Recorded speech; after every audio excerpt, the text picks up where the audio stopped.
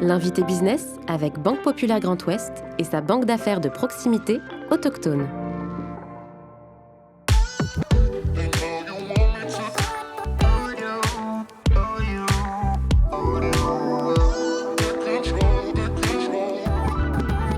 Ancré sur le territoire breton, Grand Ouest Étiquette conçoit et fabrique des étiquettes sur mesure pour les professionnels depuis 43 ans. En 2012, Delphine Rowe succède à son père à la tête de l'entreprise. Avec un chiffre d'affaires de 29 millions d'euros, la société veut se distinguer par ses actions en faveur de l'environnement et du bien-être au travail. Delphine Rowe, PDG de Grand Ouest Étiquette, est aujourd'hui l'invité business. Bonjour Delphine Rowe. Bonjour. Merci d'avoir accepté notre invitation dans le fauteuil de l'invité business. Je voudrais qu'on revienne un peu sur votre parcours. Je parle sous votre contrôle. Un Bien bac sûr. scientifique en poche, des études de biologie dans le nord de la France. Et puis vous revenez ici avec une histoire de transmission, on va en parler bien entendu. Mais finalement au départ bien loin de ce projet de reprise. Qu'est-ce qui vous a fait changer d'avis ? Ce qui m'a fait changer d'avis, ça a été de découvrir l'entreprise de l'intérieur, donc avec différents types de métiers. Ça a été de rentrer dans un réseau qui s'appelle le Centre des jeunes dirigeants et qui m'a permis de comprendre en fait les interactions qu'il pouvait y avoir entre l'entreprise et son écosystème. J'y ai trouvé un espace de liberté aussi dans mon organisation, une projection à se dire on a potentiellement les moyens de faire changer des choses, que ce soit au sein de l'entreprise ou sur le territoire. Et donc, je suis restée dans cette entreprise. Non, c'était pas gagné totalement au départ. C'est-à-dire que vous aviez franchement pas l'intention d'assurer la continuité de l'entreprise de vos parents, enfin de votre père en l'occurrence. Comment il vous a convaincu quand même ? Il vous a forcé un peu la main ou Je crois qu'il n'a pas vraiment cherché à le faire parce que si j'avais senti qu'il m'orientait là-dessus, je pense que je ne serais pas restée. J'aime pas faire les choses par contrainte. Et je pense que il m'a plutôt donné envie d'en savoir plus ou d'en découvrir plus. Et c'est comme ça que je me suis prise au jeu et que j'ai aussi grandi. C'est-à-dire que je suis rentrée dans l'entreprise, j'avais 23 ans.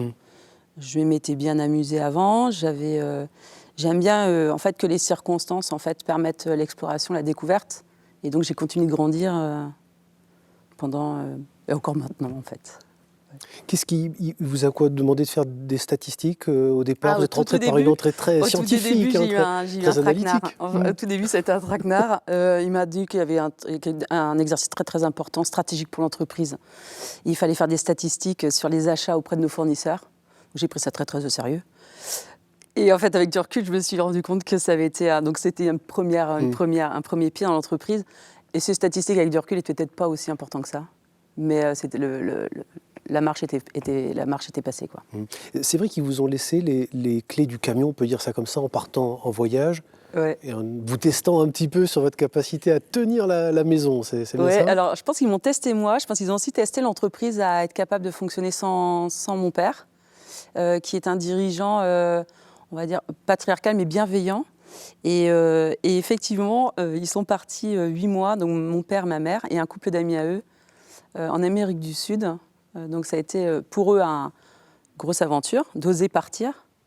Et puis en fait, moi j'ai assuré la continuité avec les équipes évidemment. Donc ça a été une deuxième marche. Alors vous dites avec les équipes, c'est intéressant parce que est-ce qu'il a fallu vous légitimer en quelque sorte ? Ou est-ce qu'il faut sortir du rôle de fille d'eux ? Est-ce qu'il a fallu passer par cette étape-là ? Je ne sais pas si on en sort vraiment complètement. J'essaie de ne pas avoir ce poids-là, mais vous avez forcément des regards en fait, ou des interactions. Et en fait, ce n'est pas toujours que gênant, parce que mon père, j'estime que c'est quelqu'un de bien. Donc c'est aussi sympa. Ce serait le dernier des... Je ne sais pas si je peux me permettre de dire ça, mais ce serait le dernier des cons, ce serait peut-être gênant. Mais en l'occurrence, j'ai de l'estime pour lui. Donc ce n'est pas forcément que négatif. Après, la légitimité, il y a une part personnelle. C'est-à-dire que c'est aussi lié à une forme de confiance, de remise en question, de doute permanent, L'équilibre avec mes frères aussi, je pense que c'est quelque chose d'important. C'est-à-dire qu'il n'y a pas ce poids, en fait. Ils ne sont pas impliqués dans l'entreprise? Eux ne sont pas impliqués du tout? Non, ils ne sont pas impliqués du tout dans l'entreprise. Et donc, quelque part, le jeu est ouvert. La légitimité, je crois que ça se construit alors, sur la partie fille 2, sur la partie dirigeant. Quelles compétences on a, quelles aptitudes on a, quelles compétences on doit les développer. C'est... Ouais, je ne sais pas si j'ai tout à fait réglé cette question. Mais pourtant, vous revendiquez le fait d'incarner quelque chose de très différent. Lui était effectivement dans un management peut-être très patriarcal, à l'ancienne, si on peut dire les choses comme ça, bienveillant, vous l'avez dit. Et vous, c'est différent. Vous êtes une autre génération, vous avez d'autres, vous êtes engagé sur d'autres valeurs, d'autres transitions. Alors sur les valeurs, je ne sais pas. En tout cas, on fonctionne très différemment, ça c'est sûr. Les époques sont plus les mêmes. Je pense qu'il était dans une très forte modernité, même à l'époque, et que les règles du jeu changent. Donc en fait, les éléments de réussite au niveau managérial d'il y a 20 ans, même si elles sont faites avec cœur, elles fonctionnent de mon point de vue plus aujourd'hui. Donc c'est dans ma nature de fonctionner différemment, et je pense que c'est effectivement plus en phase avec les nouveaux enjeux et une forme de complexité en fait qui, de mon point de vue, s'est augmentée. Ouais. Delphine Rose, ça fait déjà 10 ans que vous avez pris la barre de cette entreprise. Le temps passe vite. Oui.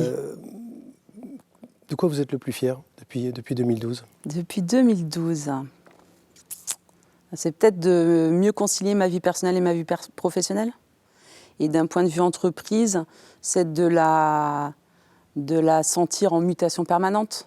Voilà, c'est côté organique, en fait, qui est cet organe vivant, en fait, qui continue d'évoluer, qui parfois fait des erreurs, qui apprend, qui se questionne, Ça, j'aime bien permettre ça, en fait.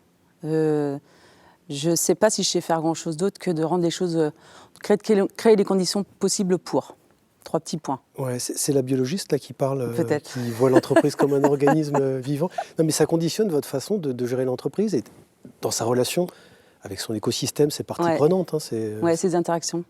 Je la vois vraiment en mouvement tout le temps. Elle vit, quoi. Donc il y a des fois il y a des moments sympas, il y a des moments plus compliqués, il y a des moments de doute, il y a des moments où on va plus vite. Mais ce qui est important, c'est qu'elle continue de durer. Ouais. C'est ça. Comment vous percevez? Vous avez un problème avec le nom de RSE? Ça vous pose problème Je trouve que ces 3 lettres-là sont mal foutues. J'aime pas ce terme. Je trouve qu'il est potentiellement réducteur. C'est-à-dire que c'est un peu comme la qualité dans les années 90. On n'a pas attendu d'avoir des labels ou des normes ou des certifications pour faire de la qualité dans les entreprises. La RSE, c'est un peu la même chose. C'est-à-dire que les entreprises, et peut-être notamment familiales, mais pas que, en tout cas, quand il y a une logique de pérennité, on se doit en fait de prendre en compte des éléments globaux. Évidemment de performance économique, mais on doit évidemment tenir compte de nos collaborateurs qui sont une de nos richesses principales au niveau immatériel dans les entreprises, le lien au territoire, et puis évidemment les enjeux environnementaux. Alors les évolutions de prix sur l'électricité ou autres ont remis en fait l'église au milieu du village de façon un peu brutale, n'empêche que ça fait partie des enjeux. Et si on veut que les entreprises soient pérennes, pour moi ça va de soi. Donc maintenant, on pouvait appeler ça la performance globale, on peut appeler ça la RSE.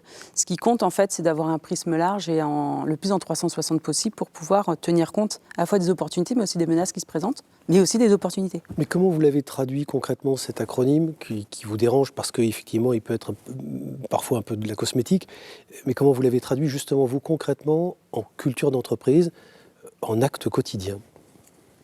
On a basé depuis longtemps en fait, le pilotage et les préoccupations d'entreprise sur la performance globale.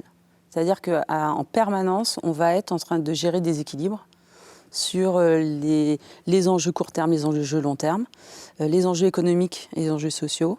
Et en fait, on va trouver des compromis qui vont créer plus de valeur en fait, globale. Au final. Moi, j'aimerais bien qu'un jour l'entreprise soit une entreprise avec une économie à impact positif. On n'y est pas. On a un rôle... Qu'est-ce qui manque aujourd'hui, concrètement? Nous, aujourd'hui, c'est l'impact environnemental qui est négatif. On contribue, je pense, positivement, de façon directe et indirecte sur la partie sociale et économique. Mais aujourd'hui, notre point faible, en tout cas notre point à enjeu fort, ça va être l'environnement, pour pouvoir avoir des avenirs et de la perspective durable. Donc, au quotidien, ça va être par exemple sur la partie sociale. Moi, le rapport au travail, je me dis, les dirigeants sont des citoyens comme les autres, les collaborateurs aussi. Quel est le sens qu'on donne à ce travail? Alors, on pourrait avoir des débats sans fin sur ça n'a plus le même sens qu'avant. Limite, ok. Moi, ce qui va compter, c'est comment est-ce que ce travail va pouvoir contribuer à ce que chacun ait une vie la mieux possible de son point de vue à lui. C'est-à-dire que pareil, chacun fait sa part et chacun peut être acteur de ça.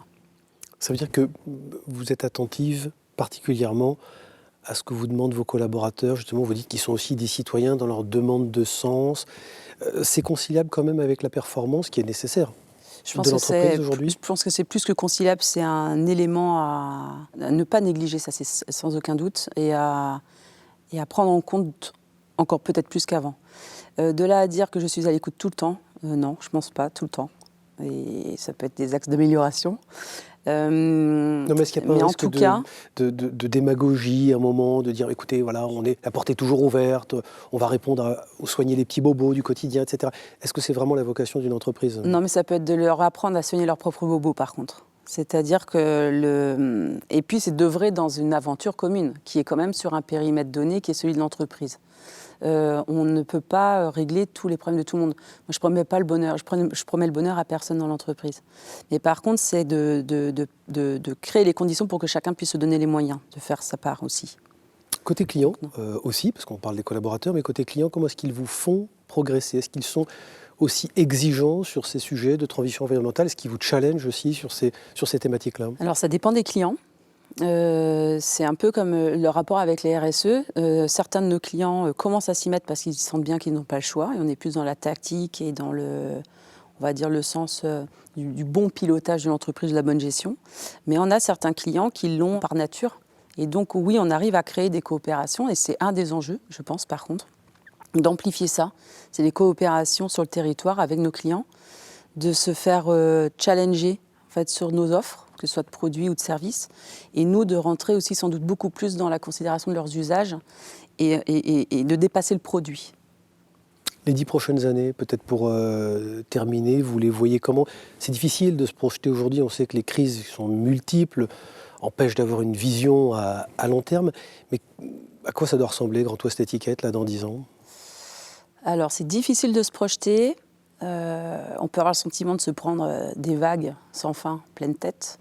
L'idée, c'est d'essayer d'apprendre à surfer. Puis on verra la vague qui arrive derrière.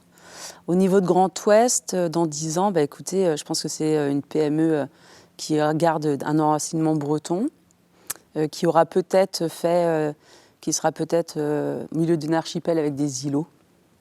J'aime bien cette idée-là. J'aime bien le coup de... J'aime bien en fait la cohérence dans le temps, c'est-à-dire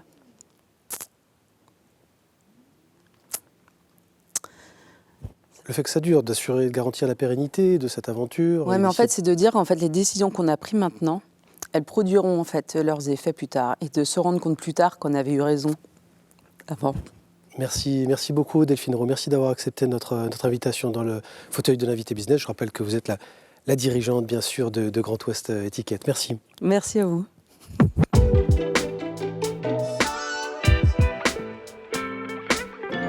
L'invité business avec Banque Populaire Grand Ouest et sa banque d'affaires de proximité autochtone.